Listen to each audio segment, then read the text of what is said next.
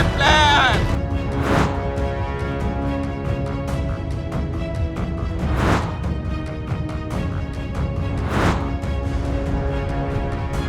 बांग्लादेश में बीएनपी यानी Bangladesh nationalist party की जीत के बाद अब मोहम्मद यूनुस सत्ता सौंपने की तैयारी कर रहे हैं। तारिक रहमान 17 फरवरी को अपना पद संभालेंगे, उसी दिन वो शपथ लेंगे। लेकिन सवाल ये है, बांग्लादेश में इतना कोहराम मचाने के बाद अब यूनुस क्या करेंगे, क्योंकि सत्ता तो हाथ से गई। इधर भारत ने तारिक रहमान की ओर दोस्ती का हाथ बढ़ा दिया है, लेकिन यूनुस की विदाई अब कैसी होगी, नई सरकार में उनकी भूमिका क्या होगी, क्या वो राष्ट्रपति बनेंगे, जैसा कि हर जगह ये खबर चल रही है।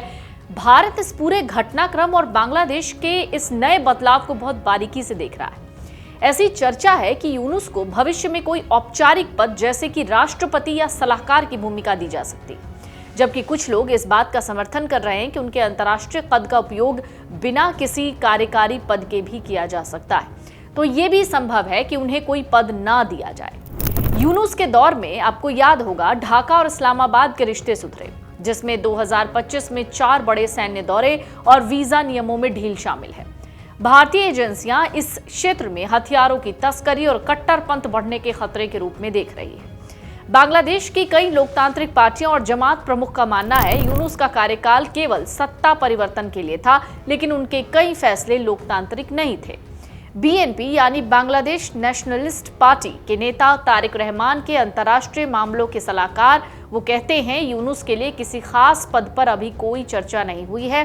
उन्होंने कहा, तारिक रहमान समावेशी शासन चाहते हैं और अगर उनकी सरकार बनती है तो वो देश के काबिल और अनुभवी लोगों को साथ लेकर चलेंगे।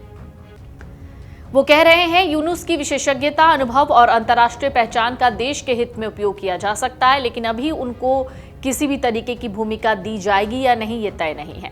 वो कह रहे हैं कि अब तक किसी पद को लेकर कोई औपचारिक बातचीत नहीं हुई है। कुछ एक्सपर्ट्स ये मानते हैं, तारिक रहमान और यूनुस के बीच राष्ट्रपति पद पर चर्चा हुई थी। हालांकि बीएनपी की टीम और यूनुस के प्रेस सेक्रेटरी ने ऐसी किसी भी चर्चा से इनकार किया है।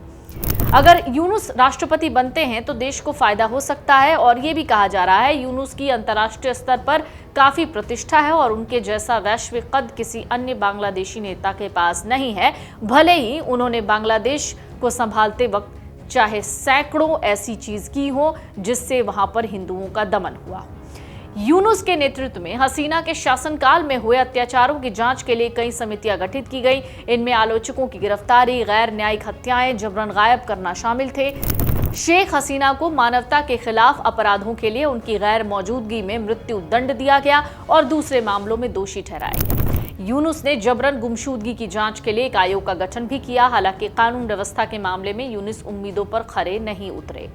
एक रिपोर्ट कहती है कि अंतरिम सरकार के शासनकाल में बांग्लादेश की राजधानी में लूटपाट, मारपीट, बलात्कार की कई घटनाएं हुई। बांग्लादेश में अल्पसंख्यकों के खिलाफ बढ़ते अपराधों का मुद्दा भी है। बांग्लादेश अल्पसंख्यक मानवाधिकार कांग्रेस की जनवरी की एक रिपोर्ट में खुलासा हुआ कि बांग्लादेश में मात्र 7 महीनों में अल्पसंख्यक समुदायों के कम से कम 116 सदस्यों की हत्या की गई।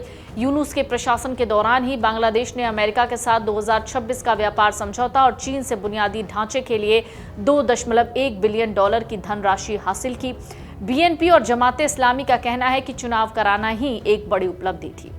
तो मोहम्मद यूनुस को बांग्लादेश में अब कैसे जाना जाएगा अगर उनको कोई रोल नहीं दिया जाता है? तो मोहम्मद यूनुस को बांग्लादेश में ध्रुवीकरण करने वाले नेता के तौर पर जाना जाएगा। हालांकि फिर भी उन्हें कई बातों के लिए याद रखा जाएगा, जैसे अगस्त 2024 में शेख हसीना की सरकार के गिरने के बाद अंतरिम सरकार के मुखिया के तौर पर उन्होंने देश संभाला, देश को गृह युद्ध में फंसने से रोका, टूटने से बचाया।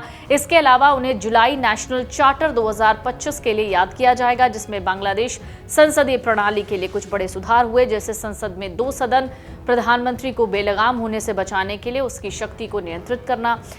मोहम्मद यूनुस ने अपनी अंतर्राष्ट्रीय इज्जत का इस्तेमाल बांग्लादेश की इकॉनमी को संभालने के लिए किया। उन्होंने आईएमएफ और वर्ल्ड बैंक से मदद हासिल की, टैरिफ कम करने के लिए अमेरिका से बात की। इसके अलावा चीन और पाकिस्तान से गहरे संबंध बनाए, जबकि भारत के साथ उन्होंने संबंध खराब कर लिए।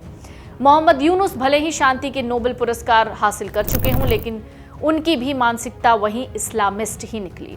उन्होंने जमाते इस्लामी के तमाम चरमपंथी नेताओं को जेल से बाहर कर लिया, बांग्लादेश को एक कट्टर इस्लामिक देश बनाने के रास्ते पर लाकर खड़ा कर दिया। हिंदुओं के साथ मारपीट, उनके घर जलाना, कई बार उनकी हत्या करना बांग्लादेश में आम था।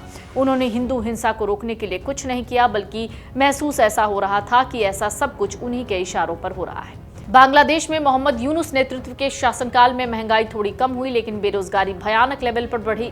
मैन्युफैक्चरिंग सेक्टर संघर्ष कर रहा है, कपड़ा इंडस्ट्री बदहाली के दौर से गुजर रही है। उनका नया बांग्लादेश बनाने का वादा फर्जी निकला। एक्सपर्ट मानते हैं मोहम्मद यूनुस तो चले जाएंगे, लेकिन नई सरकार अगर लोगों की उम्मीदों पर खरा नहीं उतर पाएगी, इकोनॉमी को बचा नहीं पाएगी, और सबसे अहम ये कि अगर कपड़ा इंडस्ट्री को बचाने में नाकाम रहती है तो देश डगमगा सकता है। अगर आप ये वीडियो YouTube पर देख रहे हैं तो हमारे चैनल को सब्सक्राइब कर बेल आइकन दबाएं, और Facebook पर देख रहे हैं तो हमारे पेज को लाइक करें।